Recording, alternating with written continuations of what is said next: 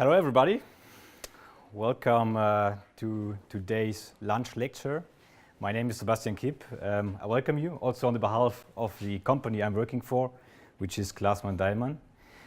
The title of today's presentation is 50 Shades of Growing Media, and apologize in advance. I hope I haven't raised too much expectation. The only dirty thing you will see today is it's a peat moss, but I choose this title to indicate a bit how diverse growing media is. It's not just one single material. It's a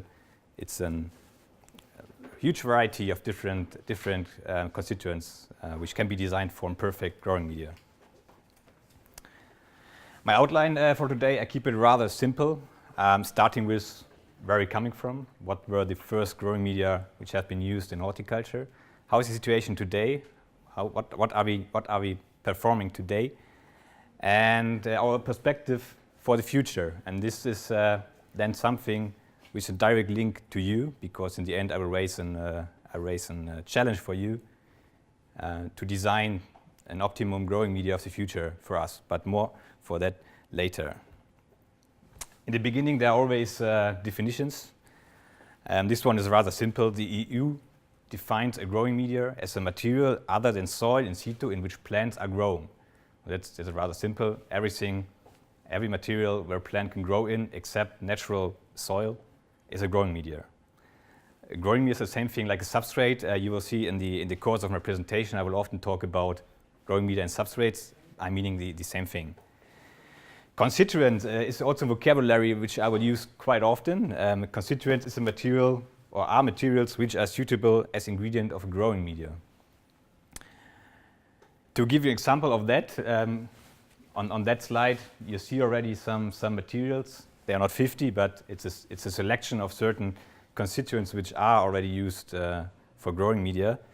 And well, we can combine a lot of them in different ways to design for every purpose the right growing media or substrate. A bit of history, the evolution of growing media in horticulture. Of course, this belongs together. Growing media are the central part in horticulture because the plants are growing on it. In the past, where horticulture was not that professional like today, very simple materials were used, like clay, sand, or really pure soil, or a combination of everything. So then, with the time, the first greenhouses were built up. They're getting more and more professional. And in the 50s, there was a very important point of time. It was also kind of turning point for Klasmann-Deilmann, because we discovered that peat is the perfect material to grow plants in it. It has perfect properties, fulfilling every requirement a plant needs. So at that time, horticulture got more and more professional, and later on we also discovered that other materials are also possible for being part of a growing media. For example, coir, which is cocoa, wood fibers, compost, rock wool is, especially in Netherlands, it's a very famous material to grow tomatoes in it.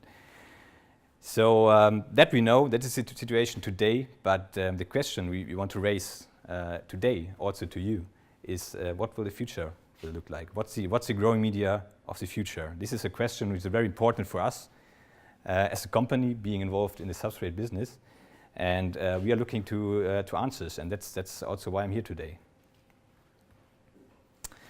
Where we come from, we are a peat company, a traditional peat company, but we were not using peat always as a growing media. I mentioned already in the 50s, there was a turning point in history. From then on, we used peat as a growing media. But before, that was rather simple. They were harvesting peat like these both guys here in blocks, and what they did is just dry it and burned it as energy source. That was done for a long time. It's still done today in some countries. But that was the starting point also for the company Klasmann-Deilmann to produce peat. So where does peat come from? On a global view, you see the greener the color is, you will find peat bogs or peatland. They are located mainly on the northern hemisphere, namely Europe, then the Nordic countries, but also Germany, the Baltic states.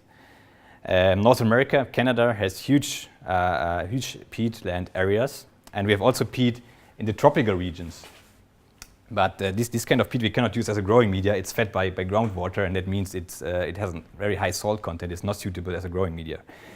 So Klasmann-Deilmann is excavating peat, especially in Germany, in Ireland, and we excavate it in the Baltic states. So this is where our raw material comes from today. First very important message for today, I'm mentioning that because many people think we as substrate industry, we are very evil. We are going into natural, wonderful peatlands like here on this picture. We destroy it and remove every plant, every animal just to get the peat. That's not the case. So we are even not allowed to touch intact, natural peatland. This is not happening. We're just excavating peat from surfaces, for example, which are used as agricultural land before. So there's no intact peatland which is destroyed for producing peat for horticulture. What is the original state of peat moss? Well, if I'm talking about peat, that means it's in the past it was a living plant. It was peat moss, like shown here in the picture.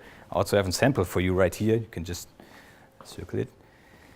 And it's a plant and is growing in the peat bog. In principle, the lower part dies with the time. It sinks down at the bottom of the peat bog and it decomposes over many years. And in the end, it becomes peat, which looks like this material here. So this is the original state of the peat we are using today for horticulture. It has a unique property which is very important for us. You can see that very nicely here on this microscopic image. It contains hyaline cells, shown here, which are capable to store a lot of water. You can compare it very easily to a sponge. It's able to absorb high quantities of water and to keep it. Well, that's a unique property of peat, and that's the key benefit of it for our purpose. Some numbers. Well, 3% of the Earth's surface is covered with peat bogs. That's quite a lot. But of course, not all of that is used for excavating peat. Still, 86% of those surface is in a natural condition. And this doesn't mean that the remaining 14% is used for peat excavation. The remaining 14% are mainly used for agriculture. That's very easy. People had to extend their farmland, and they just drained out the peatland in order to get more land for agricultural purposes. So that's what's happening in the past. Only 0.05% of the global available peat bogs are used for peat excavation for horticulture and still for energy purposes. In total number, that means 68 million cubic meters peat are harvested per year worldwide, but only 42% of those are used for growing media. So that's a very small percentage actually. Showing you these numbers to make you aware that we are not touching so much peatland globally as most people think. This is a profile of a peat bog. I'm showing you this to make you aware of the fact that peat is not like peat. You can see that very nicely here on the image. In the lower layers of a peat bog, the peat is heavily decomposed. It's very dense and it's black. That's why we call it black peat. The upper layers are younger. They're not that much decomposed like black peat, and we call it white peat. Well, it's not white, of course. It's light brown, but for differentiation purpose, we call it white peat. In the middle, there are also layers. We call that more decomposed white peat. And here you can see already that it's a wide variety of peat qualities, which we can play around with to achieve certain benefits or certain properties of growing media. How do we excavate it? I could explain you this 1 hour long how we excavate peat. We have different techniques to harvest it. One technique is surface milling. So we just scratch the surface of the peat bog. This is done here, and then we remove it with very large vacuum cleaners. So this is one way to harvest peat. Another way would be sod peat production. There we just cut out big blocks out of the peat bog, and we cut it into smaller blocks, which we store then in the peat bog to dry it down, and then we further process this into different fractions. So that would be sod peat. So I'm not going too much into detail because that will take too much time. But what we do in the production in the factory is very simple. We just mix together different qualities of peat, white peat, black peat, different particle sizes, different fractions. We mix it together, we mill it, we screen it, and then we add certain additives like clay, lime, fertilizer, very important, of course, for plant growth. We mix it again to make a homogeneous mixture out of it. Then we package it, or we fill it loose on trucks, and we deliver it to our customers.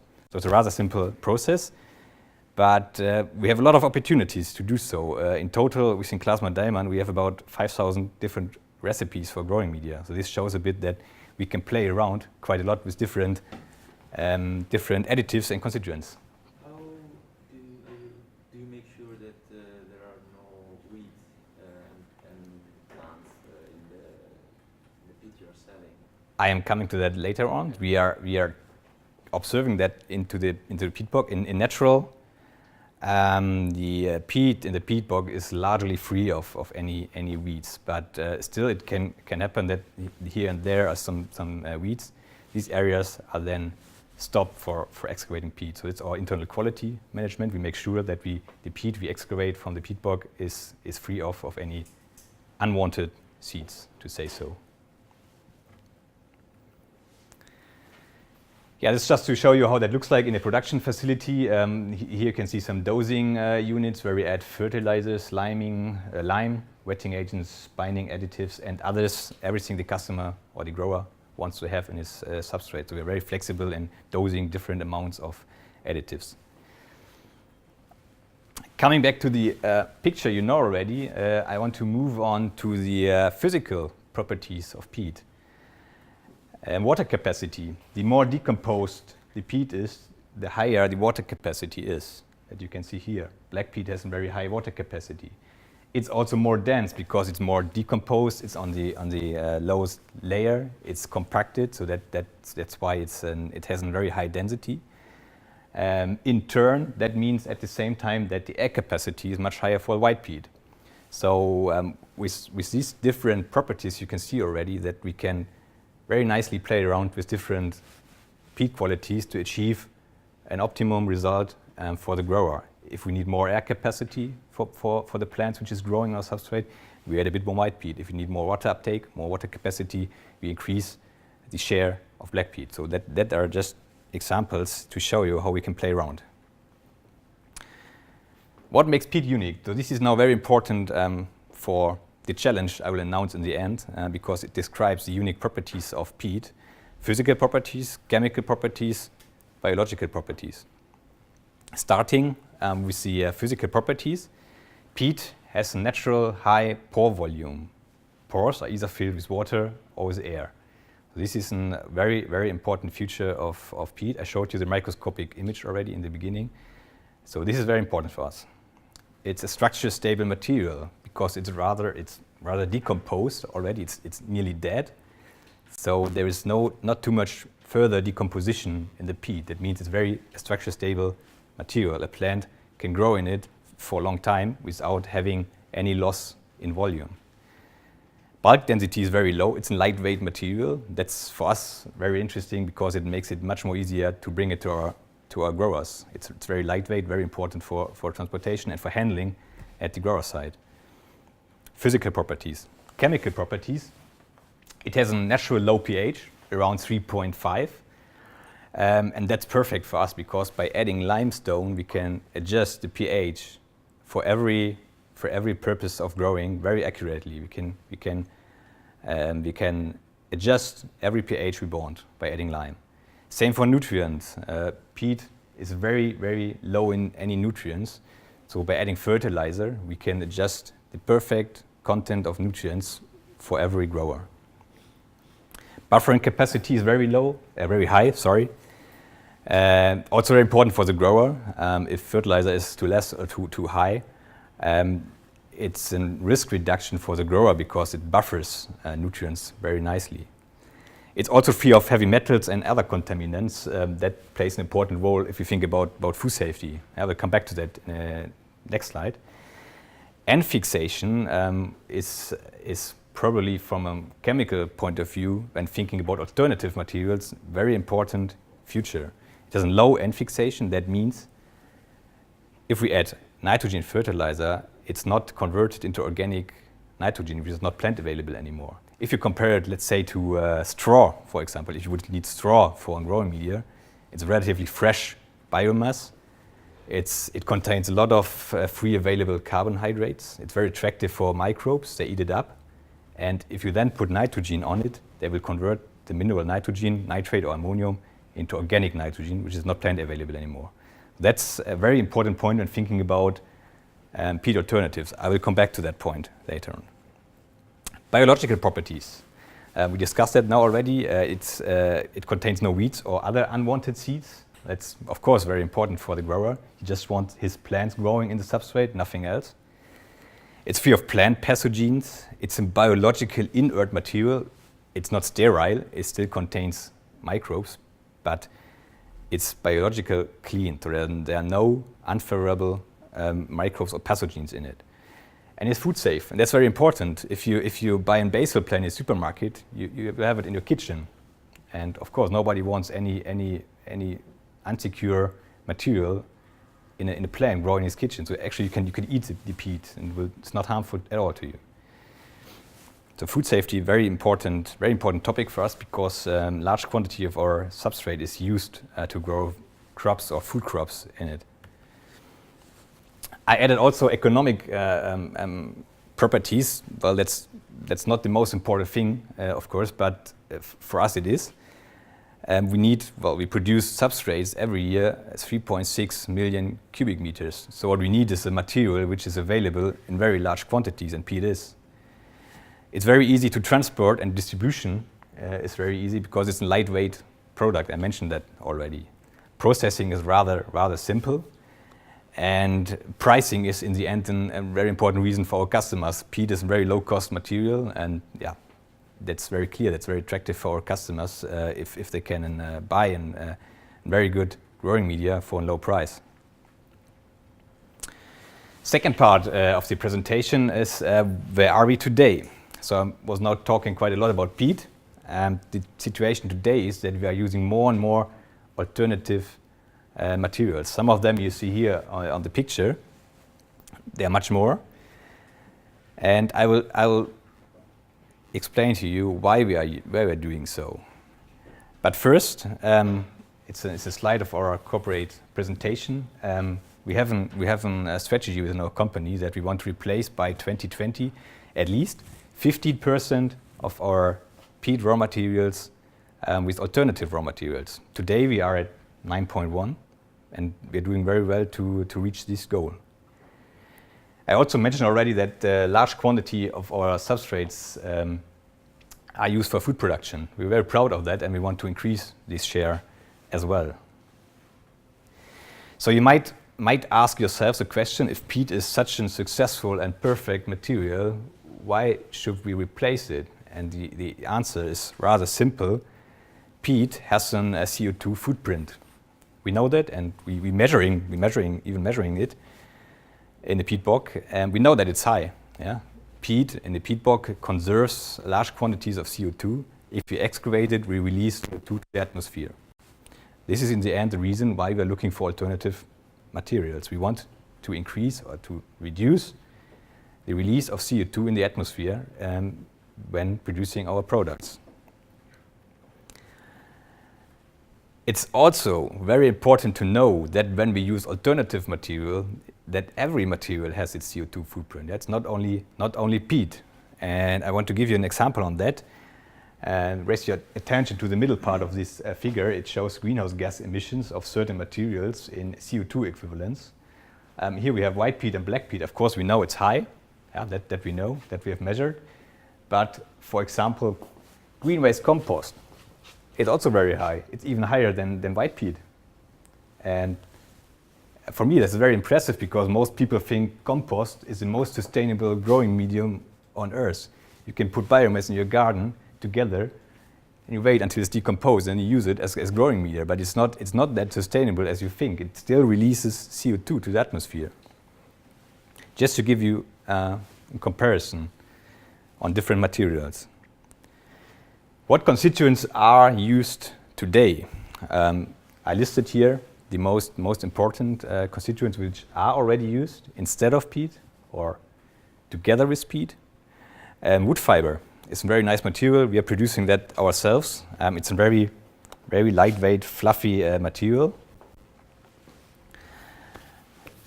Compost, I've mentioned bark, composted bark, cocoa fiber, cocoa piss, rice husk, xylite. These are organic constituents. Also mineral constituents are used, many of them just to increase air capacity in the substrate. Perlite, mica, vermiculite, clay, pumice, expanded clay sand. You might have heard of that already. So these are all materials which are suitable to replace certain quantities of peat. But at this point, I have to say, from our knowledge today, we know that there is not one single material on Earth which could replace the properties of peat by 100%. So we are doing a lot of research on that topic, and this touches also the student challenge in the end. Today, we don't know any material which we could use to replace peat, and the horticultural growers, they also know that. Yeah? Coming back to the green fiber, we produce them ourselves on different production sites in Europe. It's a rather simple process. We just use wood chips, we mill them, and in the end, we receive a very nice, fluffy fiber out of it. It fulfills also already some properties of peat, for example, very low salt content, very low pH. The disadvantage is here that it doesn't store or absorb so much water like peat does. But if you need a substrate with some good drainage, for example, with a lot of air in it, the addition of wood fiber would be very good. So therefore, we still use it. Compost, we are producing also by ourselves. We're using 100% green waste compost. Other biological waste composts are not that optimum because they mostly contain a lot of salts, and salts we don't want to have in our compost to a higher amount. Those are certified processes, and we control it very intensively for heavy metals, human pathogens, residues of pesticides. It's very important to ensure a good quality when using compost because you never know what kind of material you receive to your composting facility. I mentioned already that within research and development, we have spent a lot of years already in testing different alternative constituents or peat alternatives. Some of them are just listed here to give you an impression how diverse this field is. None of them was suitable to be part of a growing media because certain disadvantages, very high nitrogen fixation, very high contamination with fungi. There's always a disadvantage among those materials. And this is just a snapshot of what we have already tested that I can promise you. Okay, I mentioned already we have a lot of different recipes, even in our company, like 5,000 different combinations of constituents and additives. The question is now, how do we select the optimum combination of constituents for growing media? And this depends on several factors. First factor, environmental conditions at the grower site. Is it in hot climate? Is it in colder climate? This has, of course, a huge impact on the choice of a growing medium. The intended application, very simple. What kind of plant is growing in it? Different plants have different requirements for a substrate. A ratio between air capacity and water capacity, very important. Do we need more water storage in the substrate, or do we want to cultivate more dry and we need more air capacity? Do we need a structure stable substrate? For example, shrubs and trees are plants which are growing in one substrate for a longer time, and therefore we need a very stable substrate. What irrigation system is used by the customer? Ebb and flow, sprinklers, there are different opportunities to water plants, and that also has an effect on the growing media. Is a customer or a grower price sensitive? Yeah, in some segments you might know that. Cut flowers, for example. is a segment which is very sensitive for pricing. Isn't grower a self-mixer, meaning he's maybe using local raw materials and just want to add certain quantities of peat to his mix. What are grower preferences? Horticulture is a very traditional business, so we often observe that growers using substrates since 20 years, they will never change that. So that we have to consider as well. Cultivation behavior, same thing. Yeah? Growers are used to certain ways of cultivating plants, and we have to look at them very carefully to recommend or select the optimum combination of constituents. Some images of applications. Where are our substrates going to? Vegetables, of course, very huge segment, and there I'm not talking about the final vegetable in the field. The young plant is growing in substrate. It's mainly based on black peat, and from that we form a blocking substrate, we call it. It's a block of black peat. You can put a seed in it, and the young plant is growing in it. That you see on the picture here in this greenhouse. Later, this block is then transplanted automatically into the field, but the young plant is always growing in substrate. Pot herbs, you know. I could bet that at least half of you have a basil plant at home in your kitchen, and it's, of course, it's a very high chance that it's our substrate in it. Mushrooms, also very interesting. It turned out that there's no suitable material for mushroom casing soil where a mushroom mycelium could grow through, others than black peat. So yeah, they're still using black peat for growing mushrooms, especially champignons. Soft fruit is a rising segment. More and more growers are moving from soil cultivation, it's an example of blueberries, into container cultivation shown on this picture. Why are they doing so? It's because of climate change. The risk is too high to grow a blueberry plant into the soil because some years getting very hot and dry, some years very red, so they realized that it's better for them to reduce the risk and grow a blueberry plant in a container. Shrubs and trees, also a very big segment, also growing in substrate. And here we need a very structured, stable substrate, because you can imagine these kind of trees are standing in the substrate for a long time. Pot plants are everywhere. Same for bedding plants. Yeah? Especially in the Netherlands. I hope you are aware of the fact that it's a huge market for bedding plants and pot plants. Some special applications, I don't want to put the focus on that, but we also can use peat as bedding material for animals. They really love to live on peat instead of straw, for example. Golf courses is also a special application. We even delivered peat to a musical in Germany, with Shakespeare's Hamlet. They want to have peat for the decoration of the musical. That's a very minor application, but we would call it a special application. So now it's going to be very interesting because I will now raise a question: where are we going? I have no idea. I hope that you will, in the end, answer this question at least partly within the student challenge. The big question which drives us is, what will be the future of the growing media? And I just want to give you a bit exotic example on that. Hilton hotels, you all know. Within the Hilton group, we have about 5,000 hotels, 800,000 rooms. It's the second largest hotel group on Earth. Next year they will have the 100 years anniversary.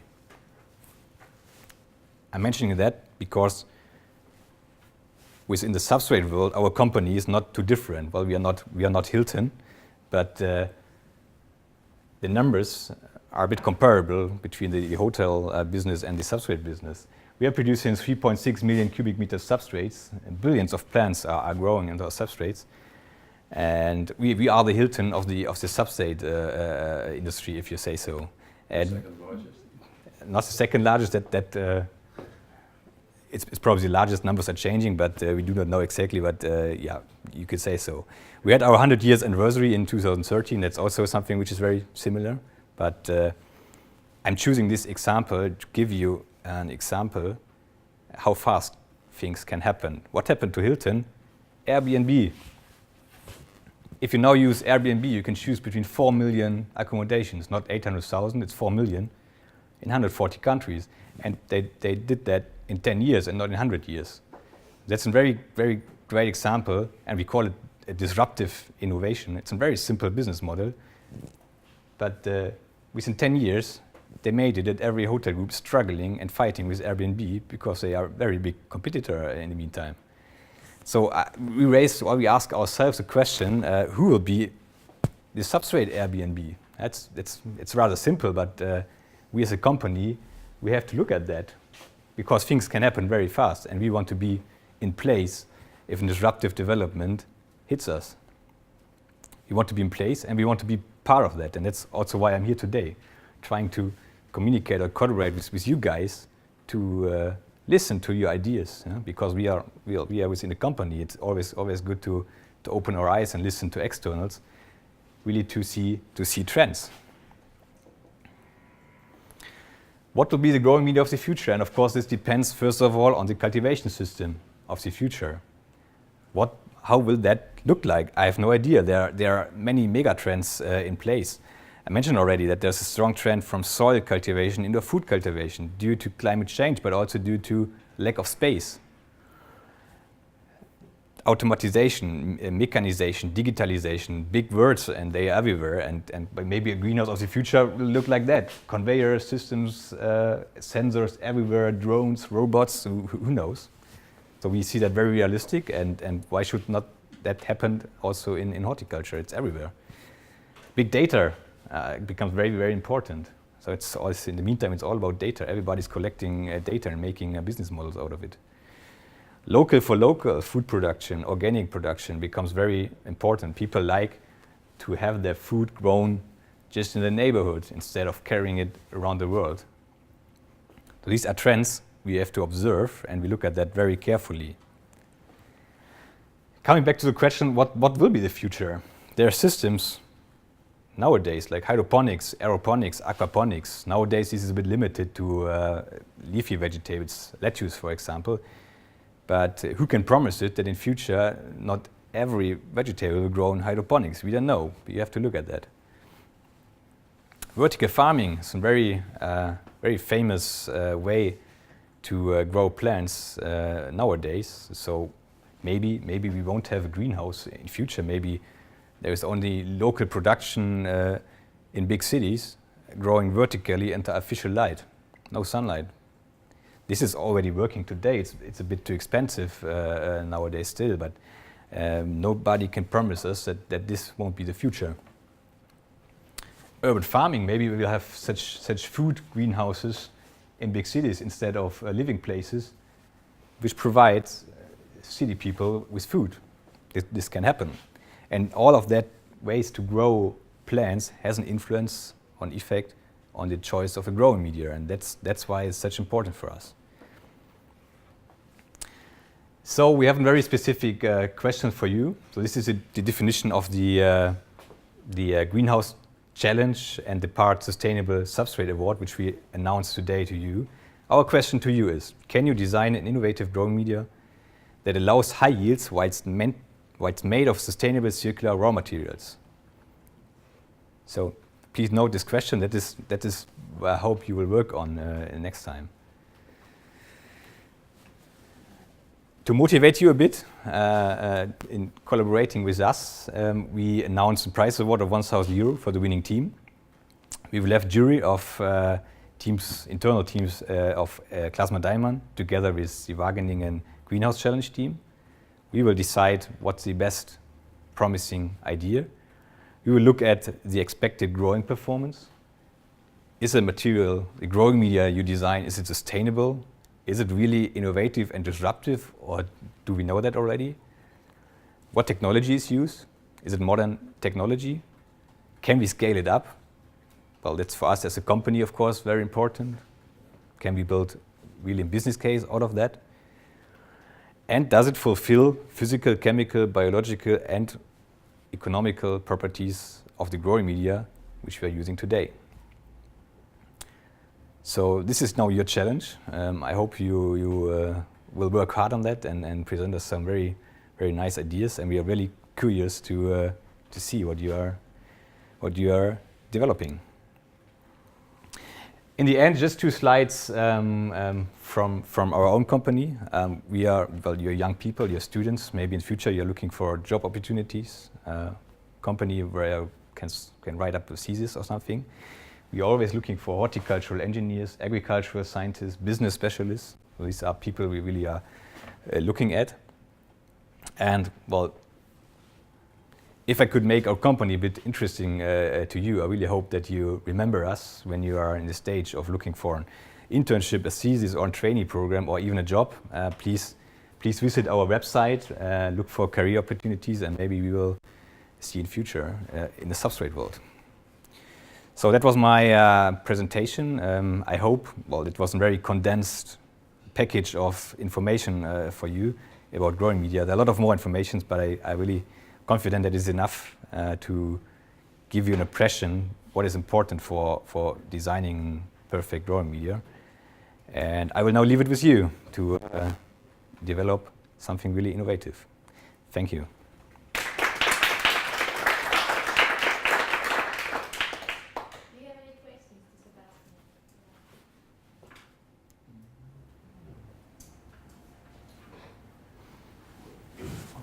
Maybe a rather specific question, but we maybe want to grow legumes, and legumes grow root nodules. But we were wondering if certain substrates really inhibit the growth of root nodules, and some really might promote it. Well, there's a big trend. Maybe the peat-based substrate itself not, but there's a strong trend towards microbial additives, for example, and those can have an effect on the growth of nodules. What you just were asking. So think about additives. It's not only peat which we use. We can add whatever is needed to the substrate. If it's a powder, is it a liquid or whatever, to enrich the substrate with certain properties. That's possible. There was a question? In one of the slides I saw that you have a organic certified substrate. That's true, yeah. But well, as far as I know, organic agriculture is not allowed in substrate. It's allowed. It depends on there are a lot of grower associations. Organic growers are part of that, and that depends on the country. Most regulations tell us you can only use maximum 70% peat in an organic substrate. In some markets, UK, Switzerland, they are very, very far in that. They even want us to replace 70%, for some crops even 100%, peat with alternative materials. So this depends pretty much on the plant which is cultivated and on the market.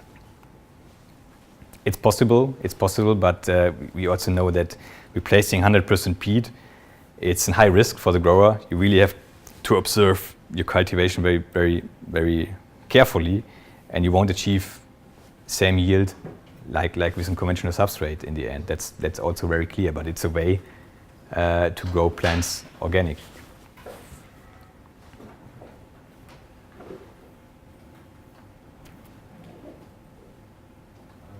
I saw in some slides that you showed that you provide some substrates that are specific for, I don't know, mushrooms or some kind of plants. How specific is for the species, or because, for example, you mentioned, especially this substrate is really specific for this kind of mushrooms.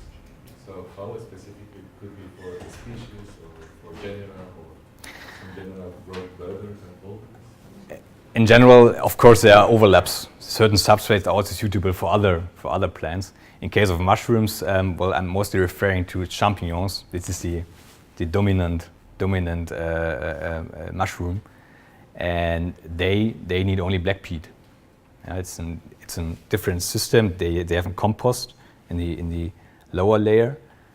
That's really compost, which they inoculate with the mushroom, and on top there's a layer of black peat, and the mycelium will grow through it. So for mushrooms, there's no other opportunity instead of using pure black peat, for example. But of course, that might of course possible. You can grow a huge variety of vegetables in the same substrate. So it doesn't necessarily mean that every crop has its own substrate, but we can play around quite a lot. There are also different varieties within one crop with different demands, fast-growing varieties, rooting, varieties with strong root growth, and therefore, of course, you can adjust the substrate, and this is what we're doing together with the grower. Yeah? We are in close collaboration, close talks with the grower. He's observing, he wants to improve, and then we add certain other materials, we increase fertilizer, we reduce fertilizer. This is what happens every day.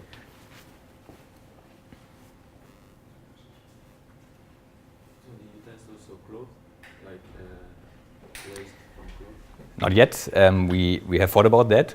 Yeah, there's a huge market for used clothes, of course.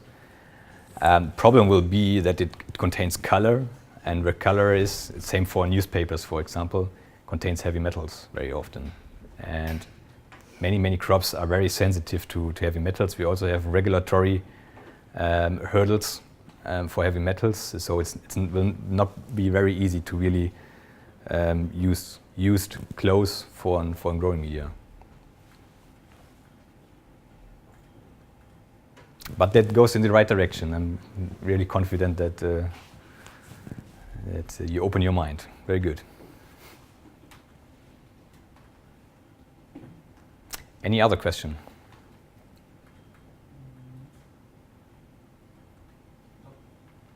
All right. Thanks you again, and have a good lunch. This is a lunch lecture, so I'm pretty sure that you're looking forward for having a lunch. I have a question.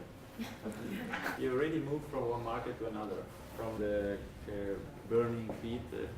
Yes, that was. Why do you want to Yeah, insist in that this plant market? Yeah, that's that's the way you kept alive Klasmann. and we're very happy that this happens in the history of our company, because it shows us this could happen again. Yeah. Maybe in 10 years we will sell something completely different, like it happened in the 50s, where we stopped burning peat, we used it for horticulture. Who knows what happens in the next years? All right.